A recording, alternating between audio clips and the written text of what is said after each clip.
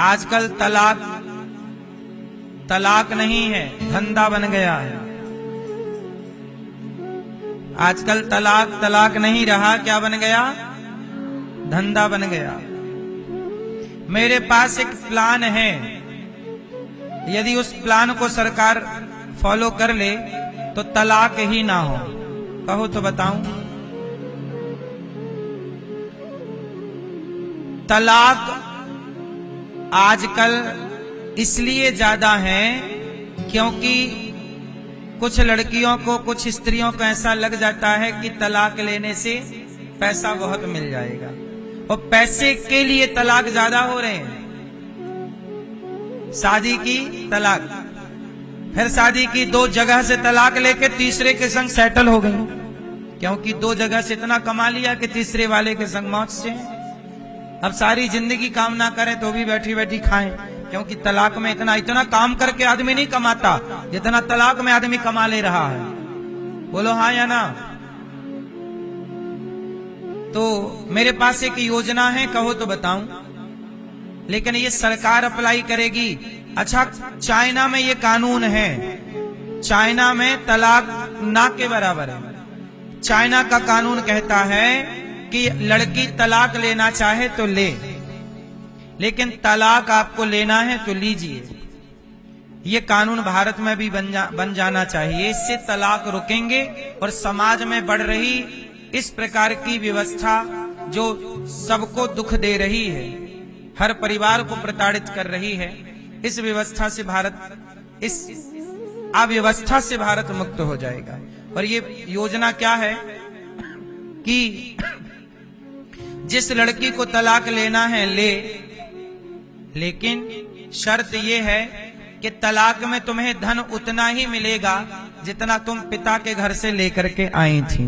जो लेके आई थी वो लेके जाओ, जितना लाई थी उतना। अब लाती 5 लाख हैं और ले जाती 50 लाख। हाँ या ना।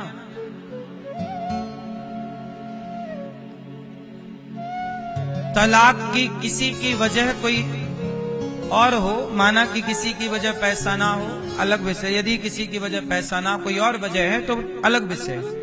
लेकिन जहां वजह पैसा है वहां ये जरूर होना चाहिए कि जितना आप लाए हैं उतना ले जाइए, तो फिर तलाक नहीं होंगे। क्योंकि आजकल तलाक इसलिए हो जाते हैं कि मिल जाता है, अपराध इसलिए बढ़ रहे हैं। कई बार लड़के लोग, पुरुष लोग स्त्रियों की हत्या इसलिए कर देते हैं कि तलाक लेगी तो उसे देना पड़ेगा, इसलिए से मार डालो। तो स्त्रियों की हत्या भी बढ़ रही है कि तलाक ना देना पड़े, इस डर से हत्या कर लो।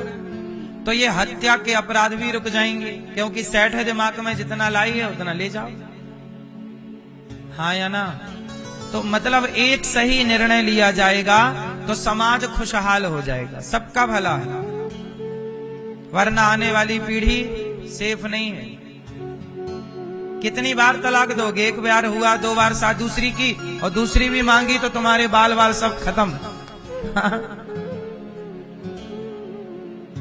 हाँ या ना। बाप दादे जो कमा गए हैं वो तलाक में चला जाएगा। इसलिए कहता हूं, पैसा कमाओ कितना, जितने की जरूरत है कमाओ। बच्चों को टैलेंट दो, बस कमाएंगे बच्चे। ज्यादा पैसा जिनको मिल जाता है फिर वो बच्चे शराब पीने लग जाते हैं। क्लबों में किनके बच्चे हैं? बोलो। तो बाप ने कमाया, बेटा जब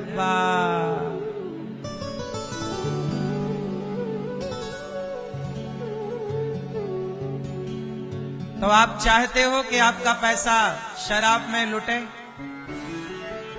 आजकल लोग नाचने वाली को देखने जाते हैं। नाचने वाली आई है, देखने गए, मुंह पे पैसा फंसाया, कहा तू अपने मुंह से निकाल। ये चल रहा है। लोग समझ ही नहीं पाते कि पैसा कहां लगाएं, कहां ना लगाएं। मैया एक बात बताओ, ये 500 रुपए है, समझना। देखो इससे क्या क्या आ सकता है, आज मैं आपको समझा दूं। ये कितना है? इस 500 रुपए में 5-6 लोगों का पेट भर सकता है। बोलो हाँ कि ना? इस 500 रुपए में यदि मैंने 6 लोगों का पेट भर दिया तो ये 500 पाप बन गया कि पुण्य बन गया? देखो अब ये पैसा 500 है, अब मैं इसे ना कन्वर्ट करता हूं पुण्य में। यदि मैंने इस 500 से किसी को भोजन करा दिया तो क्या बन जाएगा? पुण्य। और इसी से मैं मुर्गा खरीद के ले आऊं तो इस पैसे से उस मुर्गे की क्या चली गई? जान चली गई। तो अब मुझे पाप लगा कि पुण्य? मैंने किसी की हत्या की का कारण बना, ये पैसा किसी की हत्या का कारण बना तो ये पैसा पुण्य का भी कारण बना। रोटी खवा दी तो ये पुण्य बन गया, और किसी की हत्या कर दी तो ये क्या बन गया? तो ये पैसा 500 है, यही यदि गलत उपयोग करोगे धन का तो वो पाप चढ़ जाएगा, और सही करोगे तो पुण्य। इसी धन से पाप कमाया जाता है, इसी धन से पुण्य कमाया जाता है।